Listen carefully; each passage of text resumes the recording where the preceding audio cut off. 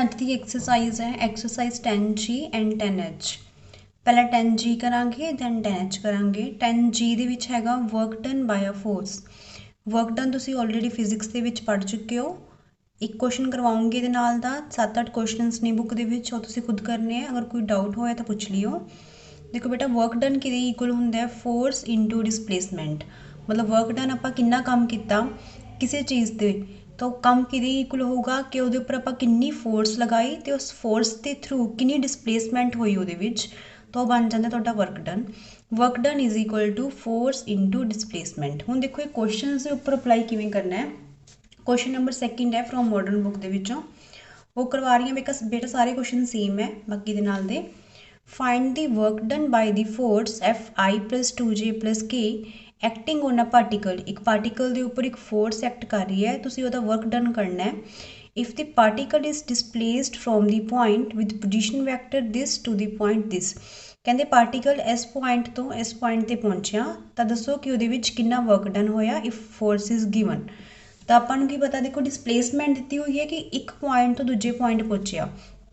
मतलब अगर अपने P पॉइंट है हुण Q ते पहुंच गया तो आपां नूं पहला पोजीशन वैक्टर कढ़ना पऊगा। आपां नूं की कढ़ना पऊगा इहदा PQ वैक्टर। तो PQ वैक्टर कढ़ना किवें आपां ने डिसप्लेसमेंट वैक्टर कढ़ना किवें है जिथे पहुंचया तो जिथों स्टार्ट किया सी दोनों के विचों माइनस कर लो।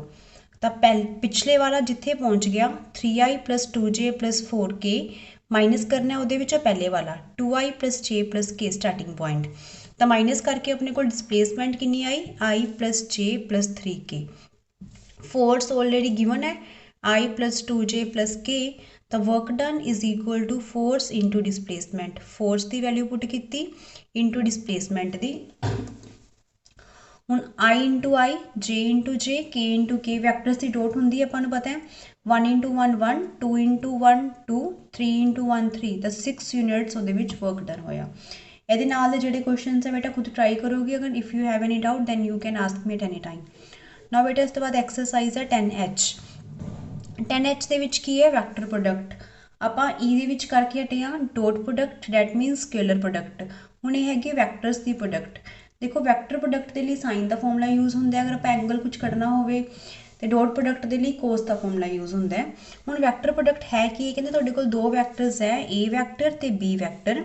हुण ए वैक्टर ते बी वैक्टर के बिटवीन एंगल हैगा थीटा। हुण इहदे विच ते डॉट प्रोडक्ट दे विच की फर्क है कि जिहड़ी वैक्टर प्रोडक्ट है इन्हां वैक्टर प्रोडक्ट के उपर प्लेन दे विच एक परपेंडिकुलर वैक्टर हुंदा है। जिवें आ दोनों वैक्टर्स है इन्हां दोनों वैक्टर्स ते एक परपेंडिकुलर वैक्टर हो गया मेरा जिवें स्कैच परपेंडिकुलर है। तो ये वैक्टर हो गया मेरा N cap because this is 3D figure के चला जाऊगा ना। तो ए वैक्टर बी वैक्टर से परपेंडिकुलर हो गया एक एन वैक्टर। तो एन वैक्टर मैं पिछे बनाया हुआ है बट इनू रिप्रजेंट करांगे तो एवें बन जूगा। तो ए तो बी के उपर परपेंडिकुलर हो गया एन वैक्टर।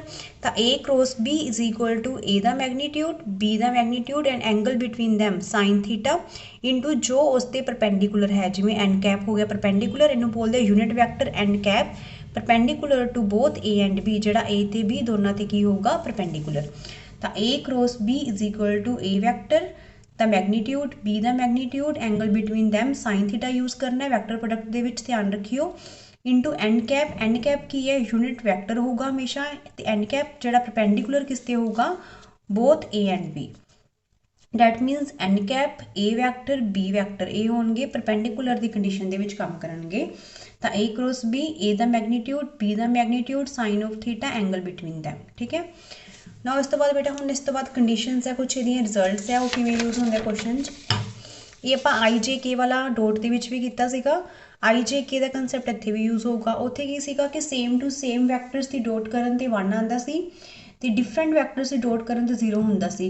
इहदे विच सेम टू सेम दा क्रॉस करांगे तो 0 होगा डिफरेंट वैक्टर्स की क्रॉस करांगे तो उन्हां दा कुछ ना कुछ आंसर आऊगा। हुण देखो आई जे के मतलब एवें चल रहा आई जे के। ठीक है अगर आप इन्हां दी प्रोडक्ट करांगे जिवें आई क्रॉस जे सेम डायरैक्शन दे विच कर रहे हैं तो आई क्रॉस जे के बन जूगा। बट अगर आप के क्रॉस जे करांगे उल्ट डायरैक्शन दे विच करांगे तो बन जूगा माइनस आई। ठीक है आई क्रॉस आई 0 आई क्रॉस जे आई क्रॉस जे देखो सेम डायरैक्शन जाएंगे तो के लैके आएंगे के आई क्रॉस के। हुण आई क्रॉस के आई एवें है ना आई क्रॉस के एवं जावांगे आपां, आई क्रॉस की डायरैक्शन इन्हां दी चेंज है तो बन गया -j। सेम जे क्रॉस आई करांगे, जे क्रॉस आई मतलब एवं जा रहे हैं, जबकि जो एवं जाना चाहिए आप एवं जा रहे हैं, जे क्रॉस आई डायरैक्शन चेंज है तो बन गया -k। जे क्रॉस जे 0, जे क्रॉस के किहदे इक्वल होगा, जे क्रॉस के, हुण एवं सेम डायरैक्शन जा रहे हैं तो आई आ गया। के क्रॉस आई की होगा, के क्रॉस आई आवें सेम जा रहे हैं तो जे आ गया। के क्रॉस जे करांगे, के क्रॉस जे उल्ट डायरैक्शन होगी तो -i, के क्रॉस के 0। तो मतलब अगर डायरैक्शन सेम च जा रहे हैं, क्लॉकवाइज जा रहे हैं तो माइनस आ जाऊगा, और एंटी क्लॉकवाइज जा रहे हैं तो प्लस आ जाऊगा। ना इस तो बाद है इंपॉर्टेंट रिजल्ट्स। हुण ये रिजल्ट्स पहला भी किए आपने, और डॉट च किए सी, क्रॉस च है। अगर दो वैक्टर्स परपेंडिकुलर पैरलर होणगे तो पैरलर वैक्टर्स मतलब उन्होंने डायरैक्शन या तो एवें होगे तो इन्हां दे विच एंगल होगा 0 डिग्री। एक वैक्टर एवें जा रहा है, एक वैक्टर एवें जा रहा है तो इत्थे एंगल हो जाऊगा 180 डिग्री। और वैक्टर्स पैरलर है, पैरलर वैक्टर्स का मतलब है कि या तो उन्होंने डायरैक्शनस सेम होणगियां या अनलाइक होणगियां, तो उन्होंने विच एंगल या तो 0 होगा या 180।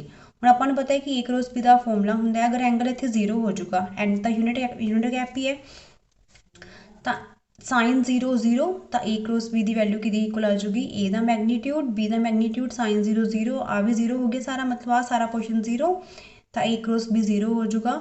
If angle is theta, theta is 0 degree and theta is 180 degree, and vectors are perpendicular, that means theta π/2, तो A cross B is equal to A का मैगनीट्यूड, बी का magnitude, sine of 90 and cap sine 91 होंगे, तो A cross B कि equal हो जाऊगा A का magnitude, B का मैगनीट्यूड इंटू एंड कैप के। नाउ थर्ड की है ए क्रॉस बी इक्वल है ए का मैगनीट्यूड, बी का साइन थीटा एंड कैप, ਇਹਦਾ मैगनीट्यूड फाइंड आउट करो, तो इत्थे एंड कैप का मैगनीट्यूड यूज हो गया, तो ए क्रॉस बी अपॉन ए का मैगनीट्यूड, बी का मैगनीट्यूड कि इक्वल हो जाऊगा साइन थीटा के, बिकॉज एन तो यूनिट वैक्टर ही है, यूनिट वैक्टर का मैगनीट्यूड कि इक्वल होंगे 1 के, तो साइन थीटा की वैल्यू कितनी आ जाऊगी, ए क्रॉस बी का मैगनीट्यूड अपॉन ए का अड हो जाऊगा, बी का अलग हो जाऊगा। ना बेटा ये हुण हैगी है लग्रांजेस आइडेंटिटी। लग्रांजेस आइडेंटिटी इंपॉर्टेंट है टॉपिक। ये की है बेटा प्रूफ करना है, रिजल्ट है कि ए क्रॉस बी का whole square is equal to A दे मैगनीट्यूड का स्केयर, बी दे मैगनीट्यूड का square minus A dot B का स्केयर। तैनू प्रूफ करने लिए ए क्रॉस बी का फॉर्मूला लगाया पहला, ये कि इक्वल है ए का मैगनीट्यूड, बी का magnitude, sine theta unit vector into the square. हूँ इसका फॉर्मूला खोल दो, स्केयर ए स्केयर अड हो गया, B square sine square unit vector का स्केयर कि इक्वल होंगे 1 के, ठीक है। तो ए का मैगनीट्यूड का स्केयर, बी के मैगनीट्यूड का स्केयर, साइन स्केयर की जगह पर 1 माइनस कोस स्केयर आ गया। हूँ इस टर्म 1 नाल मल्टीप्लाई करांगे तो टर्म उवें आ गई, इस टर्म कोस स्केयर नाल कीती तां बन गया। हूँ देखो ये पिछले वाला डॉट प्रोडक्ट का रिजल्ट बन गया ए डॉट बी का होल स्केयर, तो ए के मैगनीट्यूड का स्केयर माइनस बी के मैगनीट्यूड का square minus A dot B का square is equal to A cross B, that is a relation between dot and vector product. इन्हों पर होर की बोल सकते हैं, relation between dot and vector product, scalar या वैक्टर प्रोडक्ट, स्केलर या क्रॉस प्रोडक्ट ना। इस तो बाद बेटा proof bye vector method proof करना है, sine of A minus B sine A cos B minus cos A sine B.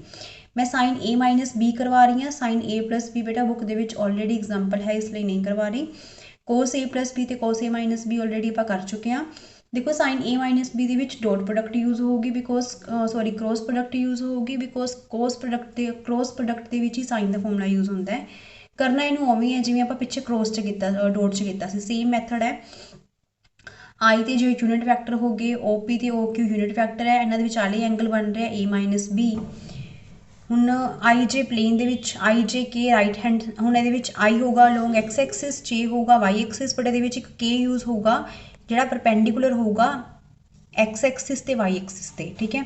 तो नीचे होगा तो डायरैक्शन की यूज होगी माइनस के वैक्टर, ठीक है। हुण पहला ट्रायंगल पहला लिख लांगे बेटा O P vector, O P vector कि इक्वल है जिवें पिछे डॉट च कीता सीगा O M plus M P ते, ओ एम वैक्टर नूं आपां लिख लांगे O M into I cap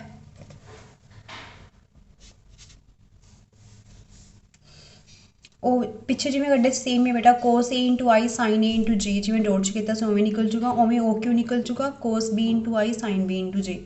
हुण उत्थे डॉट किया से इत्थे क्रॉस करांगे, दोनों वैल्यूज इत्थे लिखतियां, इत्थे सारा कुछ तुसीं करके दिखाना है सेम एज जो आपां डॉट च किया सीगा, फुल सॉल्व करना है इत्थे जो आपां ने डॉट च किया सी, ठीक है।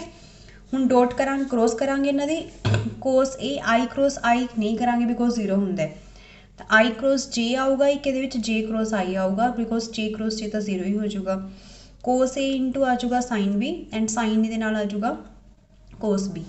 ਇੱਥੇ ਆ ਗਿਆ ਨਾਲ I क्रॉस J, ਇੱਥੇ J cross I cross J cross K मतलब I J K आ गया, बट J I उल्टा हो गया तो माइनस K आ गया। मतलब याद रख लो I J K आऊगा, पर अगर J I आ गया मैं याद रख लो इनू I J K, अगर I J है तो K है, बट अगर J I हो गया तो माइनस K उल्ट जाऊगा। ठीक है, तो हम इधर फॉर्मूला लगावांगे AP OP क्रॉस OQ ਦਾ ਕਿੰਨਾ ਹੁੰਦਾ ਹੈ OP vector OQ and angle between them sin of A minus B। ਇਹਦੇ ਉੱਪਰ ਪਰਪੈਂਡੀਕੂਲਰ ਵੈਕਟਰ ਮਾਈਨਸ K ਸੀਗਾ ਤਾਂ ਐਂਡ ਕੈਪ ਦੀ ਜਗ੍ਹਾ ਤੇ ਮਾਈਨਸ K ਆ ਗਿਆ, equal to V minus K cancel out ਹੋ ਗਿਆ। OP ਤੇ OQ ਦੀ ਵੈਲਿਊ ਤਾਂ 1 ਹੀ ਹੈ, ਤਾਂ sin of A minus B ਕਿਹਦੀ ਇਕੁਅਲ ਆ ਗਿਆ sin A cos B minus cos A sin B। ਇਸ ਤੋਂ ਬਾਅਦ ਬੇਟਾ क्वेश्चन नंबर फर्स्ट है from 10H exercise A cross B find out करना है। A वैक्टर गिवन है, B वैक्टर गिवन है। देखो A cross B find out करने के लिए या तो इन्होंने आपस डॉट कर क्रॉस करके देखो जिवें I cross I 0 I cross J I cross K, otherwise इन्हों का डिटरमीनेंट कर दो इन्हों का। ठीक है, I cross B A cross B किवें लिखना है, डिटरमीनेंट किवें करना है, ऊपर लिखना है जिहड़े तुहाडे यूनिट वैक्टर यूज़ हो रहा है I J K यूज़ हो रहा है। I का कोफिशिएंट -1 J का 0 K का 3 सेम है ये I का 1 J का 3 K का -2। डिटरमीनेंट तुहानूं करना आंदा ही है I इंटू 0 -3 -9 J दे नाल की आ जाऊगा अपने कोल -2 इंटू -3 एंड K दे नाल की आ जाऊगा -3 इंटू 0। द डिटरमीनेंट कितना आ गया -9I plus J -3K that is A cross B। Question second है बेटा इस चाहे I dot J cross K plus J dot I cross K plus K dot J cross I।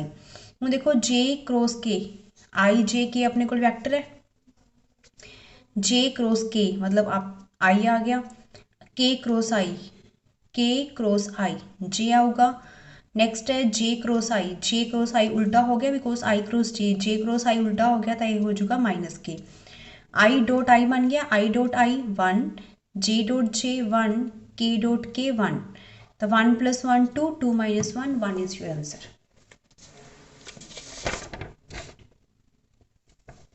Now इस बाद है बेटा question number 6 find the magnitude of the vector A cross B if A ते B given है।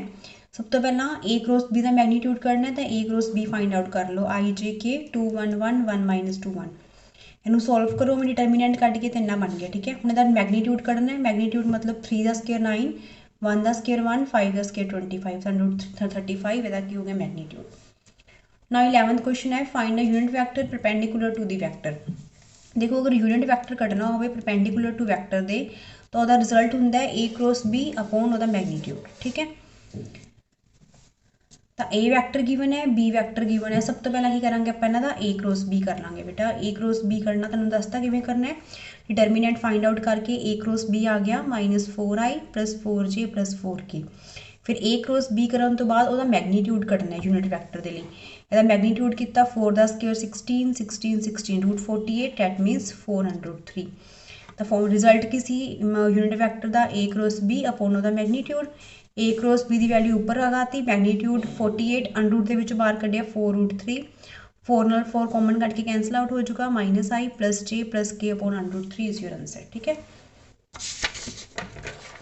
Now इस तो बाद है बेटा क्वेश्चन नंबर 15th विच इन्होंने क्या find a unit vector perpendicular to each of the vector A plus B and A minus B। A भी गिवन है B भी गिवन है तुहानूं, तो की करना है पहला A प्लस B कर लो A माइनस B कर लो। A plus B and A minus B करने तो बाद उन्होंने क्रॉस कट लो डिटरमीनेंट लगा के।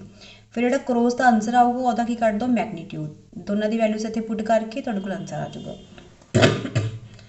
नैक्सट है question number 16 find a vector of magnitude 9 which is perpendicular to both the vectors. ठीक है, इनू भी करना उवें ही है, डैट मीनस यूनिट वैक्टर ही हो गया एक तरह बट बस ये अगे एक 9 नाल मल्टीप्लाई हो जाएगी। ठीक है, हुण इनू किवें करांगे उवें A क्रॉस B कर लो बेटा, इसदा आंसर आ गया A क्रॉस B का, वह मैग्नीट्यूड कट लिया 3 हो गया।